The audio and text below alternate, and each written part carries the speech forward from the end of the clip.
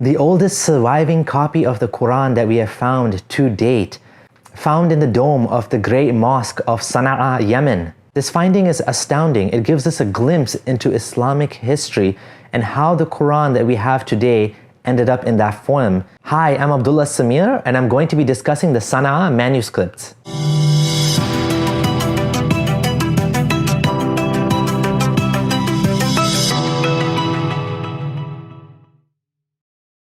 Gabriel Said Reynolds, a professor of Islamic studies and theology, defines the Sana'a palimpsest as a rare Quranic palimpsest, a manuscript preserving an original Quran text that had been erased and written over with a new Quranic text. It has so many variants that one might imagine it is a vestige of an ancient version that somehow survived Uthman's burning of all of the versions of the Quran except his own. It's not an entire Quran, but part of it. It's been carbon dated to the 7th century, around 623 to 669 CE, which is really quite close to Muhammad's time, within 70 years of his death. This makes it one of the most significant findings today that can help us to piece the puzzle together of how the Quran ended up the way it is now. Uthman wanted all of the copies of the Quran except for his burned, i.e. destroyed. But due to modern technology using ultraviolet light, we were able to find that the Sana'a manuscript actually has an earlier version that was erased. Work on restoring this started in 1980, which was actually not that long ago. A partial reconstruction of the lower text that was erased began in 2012, which was just 7 years ago. Lucky us. To think that the entire history of Islam can hang on these documents, which are sometimes kept out of the public eye, is shocking.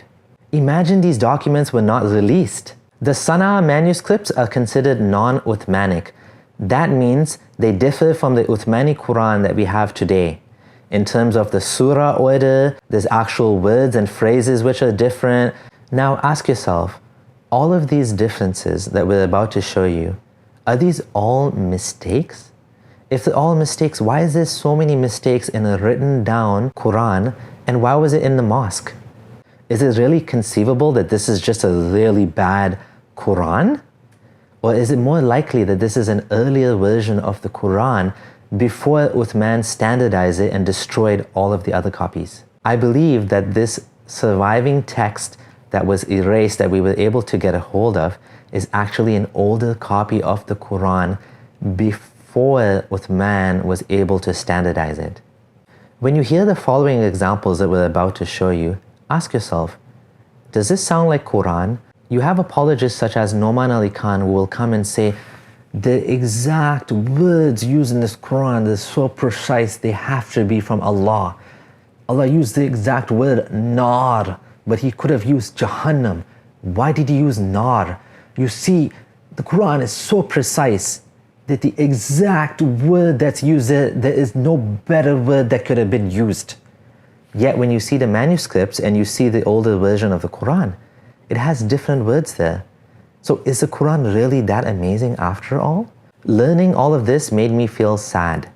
I felt sad that I was lied to, that the Quran that I was given, which I thought was the exact word of God from the angel to Muhammad and was given to me, turns out it's not even that. It's not even what Muhammad came up with, but something else. Do we know for sure that the Quran of today is the same one that Muhammad came with? No, we don't. I think there's more to this story, and that academic research on Islam needs to be popularized. Watch my video, Yasir Qadi Doubts in Islam, for more on why I think this. Now, let us hear Abdullah Gondal present some of these differences to us. And just to show you what it is if you look on the left side, that's the actual parchment or one of the papers of the manuscript. Now, when you look closely, you can see that there's faded writing in the background.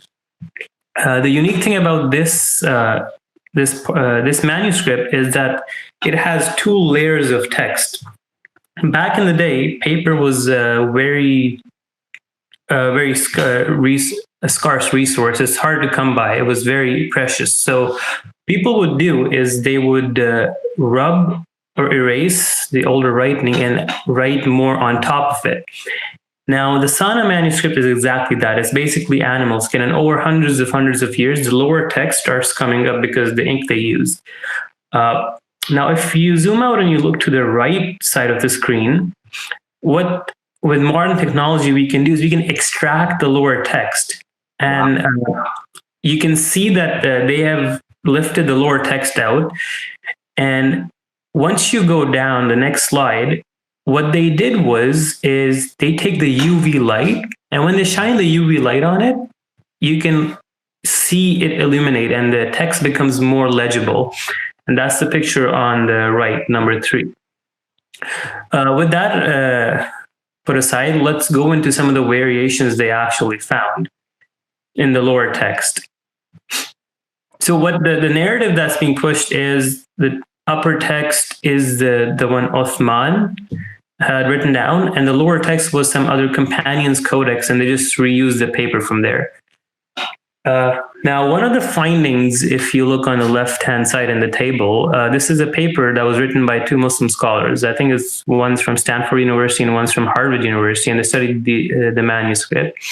Is in the standard text of the Quran today, in Surah 2, verse 196, there's a word, ru'usakum, which is basically your heads. Do not shave your heads until the offering reaches its destination.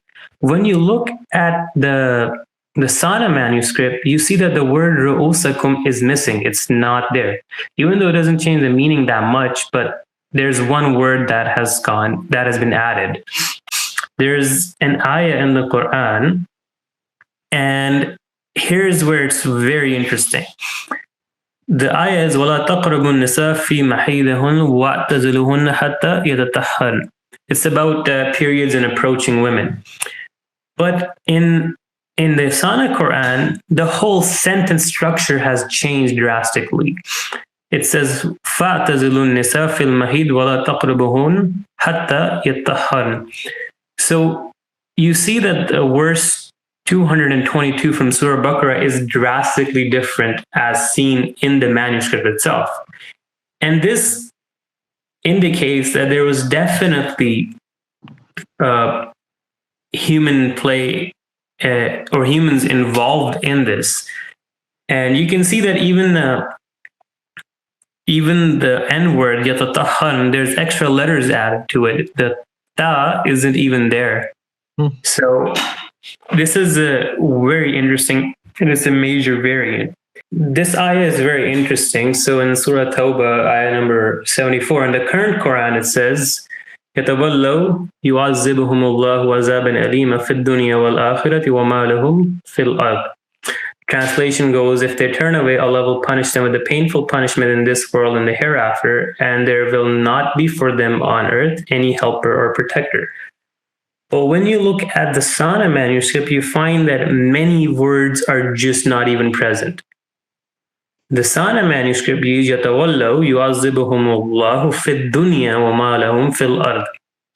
So يُعَذِّبُهُمُ اللَّهُ, there is no word azaban alima, there is no word of wal akhirah, and these are at least 3 words that are missing from the original manuscript. In conclusion, the surviving parts of the oldest Quran that we have gone through some significant changes. Why is that? Why did the Quran go through a process of change? Or is this just a bad copy? Why was the Quran being written down and being used in a mosque with different words, different phrases, different ordering of surahs? If Uthman managed to destroy all of the other versions, would we have even known that another version used to exist and that had differing words in it? No, we wouldn't. But the fact is, due to modern technology, we were able to find a copy inside the copy that Uthman wanted destroyed. At the very least, we have a reason to doubt the official narrative. Thanks for watching. This is Abdullah Samir, signing out.